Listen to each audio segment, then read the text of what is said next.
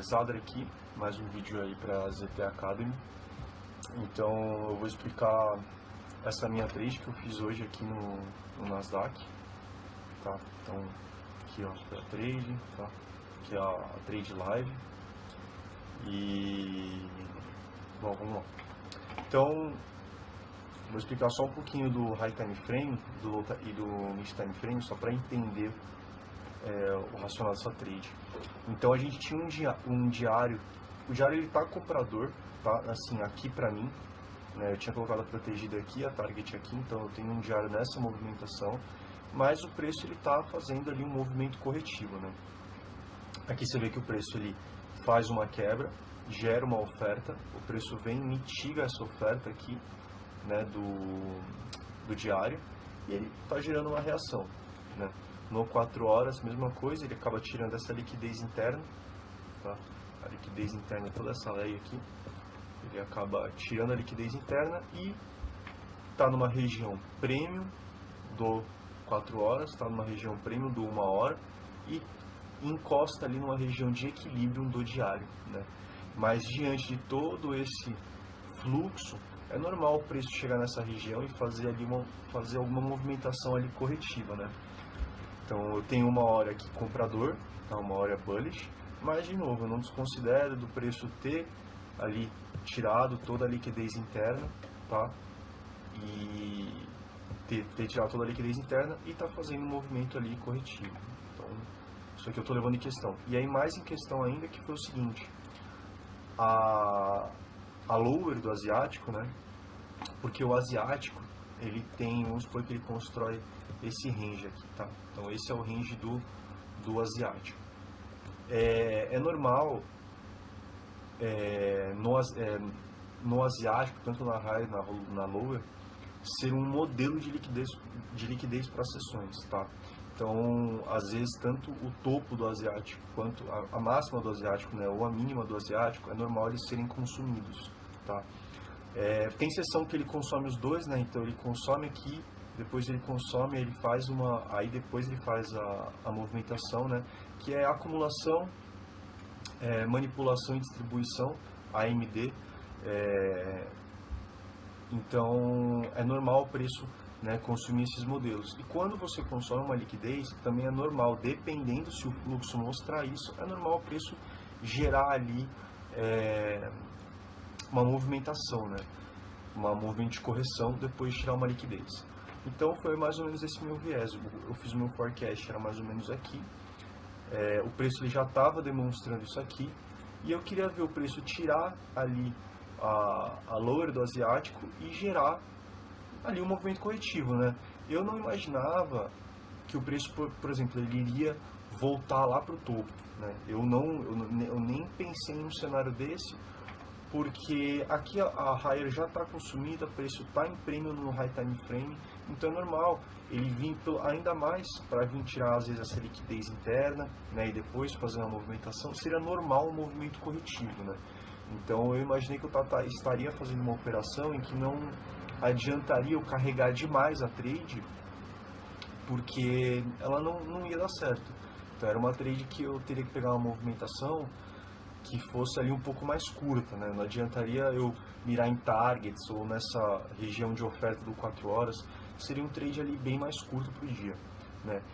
E aí acontece que teve a abertura aqui, 11h30, o preço já foi derretendo, eu falei, bom, de qualquer jeito eu preciso aguardar esse consumo, deixa eu apagar isso aqui, eu tenho que aguardar esse consumo da lower do asiático e eu tenho que ver uma nova reação.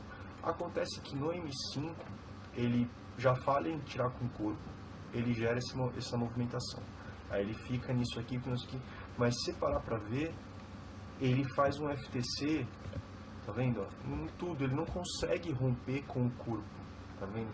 E aí eu acabei levando isso em questão, que o preço ele estava falhando em romper com o corpo. Eu falei, bom, isso está demonstrando fraqueza de movimento, né? Fraqueza de movimento vendedor. Apesar que hoje foi um dia, nesse momento, tá? Nesse momento eu percebi fraqueza de movimento vendedor, porém quando você pega vendas nessas regiões aqui, é mais fácil você carregar, porque aí você está operando a favor do fluxo, né? Então, por exemplo, é muito mais fácil você pegar compras nessas regiões do que você querer comprar aqui, por exemplo. Você fala, pô, vou comprar aqui nessa região de demanda, tal, vou carregar até o topo. Aí ela volta e tira, você fica decepcionado. Mas por quê? Porque o fluxo, ele tá totalmente não, mas ele tá demonstrando, por mais que essa pernada é a pernada de referência, ele tá mostrando quebras, ou seja, fundos mais baixos e topos menores, né, mais baixos. Então, vê que o preço não consegue romper esse topo, ele gera uma quebra. Esse topo não rompe esse, gera uma quebra. Então, é mais fácil você seguir isso. Então, foi exatamente o que eu imaginei em questão de alvo. Tá? Então, primeiro teve essa trade aqui. O que eu imaginei? Né? Que o preço ele tinha tirado e ele tinha gerado essa agressividade. Aí eu ainda precisaria ver um sweep, tá? Então, eu falei, pô, o preço pode sweepar aqui, ele pode mitigar essa região de demanda, né? E gerar uma reação ali, pelo menos para eu acabar pegando uma região aqui mais para cima, né? Acontece que essa trade ela já foi mais arriscada, tá? Porque aqui não tinha uma confirmação muito clara de que a demanda estava no controle. E pô, às vezes isso aqui é insuficiente, sabe? Se eu estou numa tendência de alta, se eu estou mais bem precificado no High Time Frame, ou seja, eu estou em região de discount do High Time Frame, do Mid Time Frame, essas movimentações podem ser boas, mas aqui não foi tão legal, mas enfim, acabei pegando. Aí acontece que o preço ele gera isso aqui. Quando eu vi que ele começou a falhar, em romper isso aqui, eu não queria mais estar em risco nessa trade. Então eu achei melhor defender, porque se o preço ele fosse aqui, ele iria dar um momento, mas acabou não dando, retornando. E ainda bem que eu fiz isso, porque teria sido BE, né? Meu stop estava aqui, então eu teria tomado ali um loss. Então eu achei melhor defender e acabei saindo nesse ponto aqui, né? No 0 a 0. Então beleza. E aí começou a entrar a janela da meio-dia e meia. Então eu fiquei por fora, e aí começou a gerar toda essa movimentação. Eu falei, bom, eu preciso ver em algum cenário em que vai gerar um sweep, tá? E depois de gerar um sweep, ele vai gerar uma quebra e vai ter uma confirmação de que a demanda vai estar no controle, né? Para eu fazer compras, porque aqui eu não estava buscando venda, né? Todos esses topos aqui, todos esses topinhos, isso aqui, todos esses topos, esse imbalance, tá?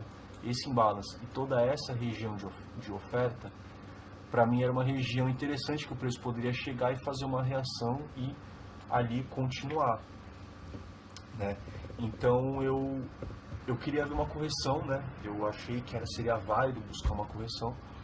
E aí acontece que o preço, de novo, ele falha em romper, tá vendo? Ele falha aqui em romper, aí ele falha aqui em romper, e aí ele gera essa movimentação.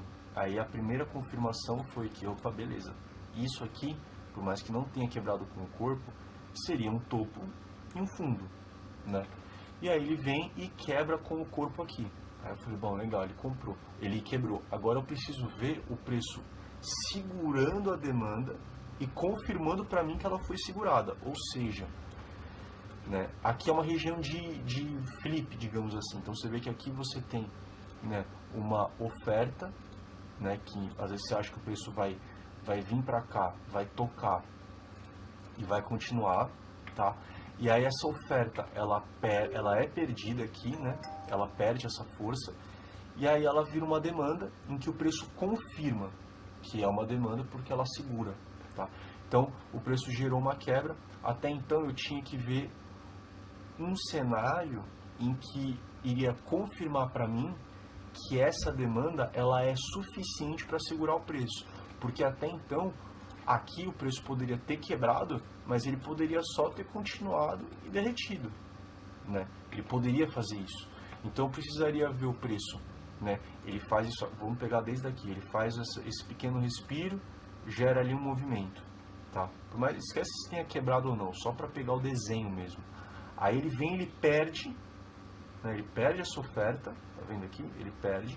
Eu preciso ver o preço retornar em uma região de demanda e confirmar para mim que a demanda segurou. Quando ele confirma, eu pego ali no reteste, né? E na continuação. E foi exatamente isso que aconteceu.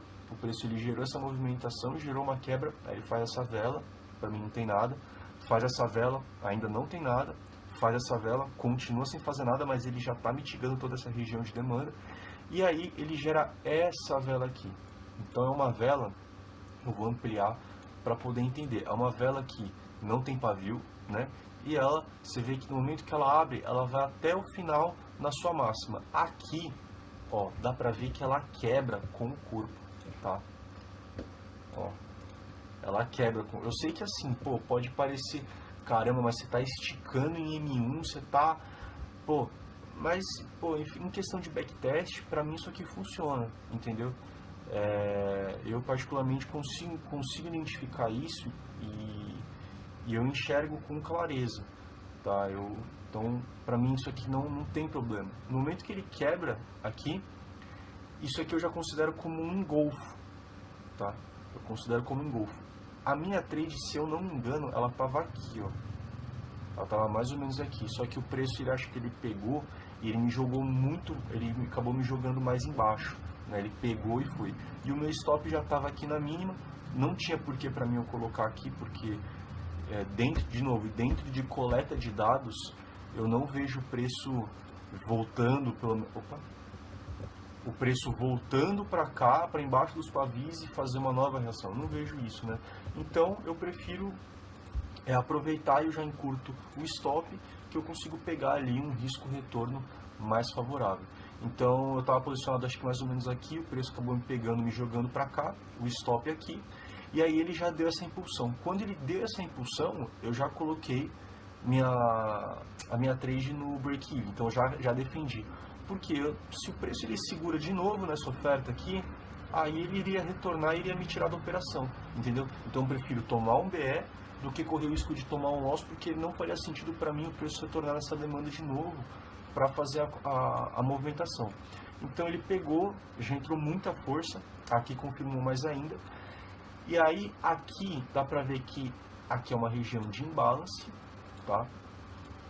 Para ser preenchido. Então aqui era uma região de imbalance para ser preenchida e aqui era o primeiro toque de toda esta oferta, tá? Então eu fiz a minha primeira parcial aqui, eu tirei 80%, eu não lembro se eu tirei... eu tirei 80%, eu fiquei com 3 contratos, se eu não me engano, eu já estava com 17, né? Eu acabei ficando só com 3 contratos e eu queria pegar um 10R, né? Fazia um tempo que eu não pegava uma trade de 10R e eu estava pensando esses dias, né? Queria me desafiar em pegar uma trade aí que pagasse 10R e acabou que o 10R estava nesse topo aqui, tá?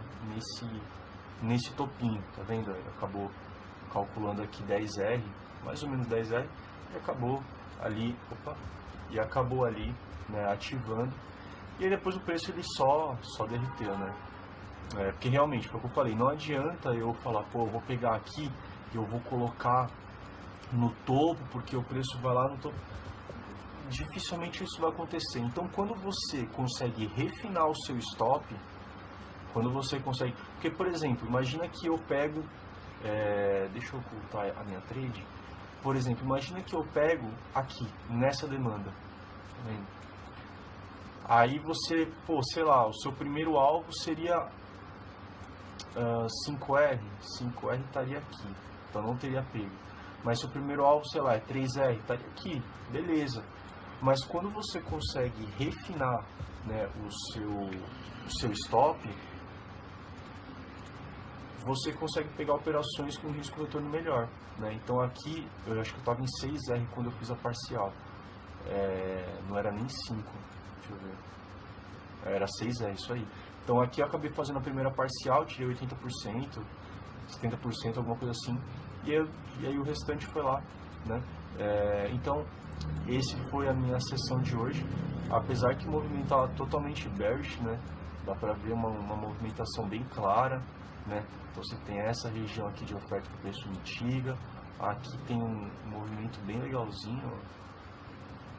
nessa mitigação dessa oferta aqui. Enfim, tem outras construções de cenário, mas... E aí você vê, quando você faz uma compra nesses posicionamentos, você consegue buscar alvos interessantes.